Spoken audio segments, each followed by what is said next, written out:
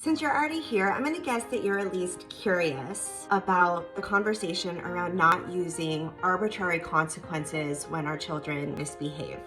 Arbitrary consequences are enforcement actions that are unrelated to whatever our child did wrong. So things like timeouts, obviously spanking, letting a child go to a party because they didn't clean their room. The reason that we move away from these is because they do very little to actually teach our children what to do. The question always comes up, okay, so if I'm not going to do that, what do I do?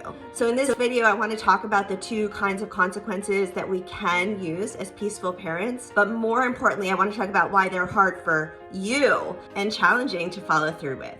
So the first kind of consequences are natural consequences. Natural consequences are things that are the natural outcome of our children's choices and decisions. So say, for example, they forget to bring their skates to hockey practice. The natural consequence is they don't get to participate in hockey practice. For you as a parent, the challenge here is you need to let them sit in that consequence. I totally get the impulse to go get their skates for them or call the teacher. So the challenge is we have to sit on our hands and not do anything and let them figure it out.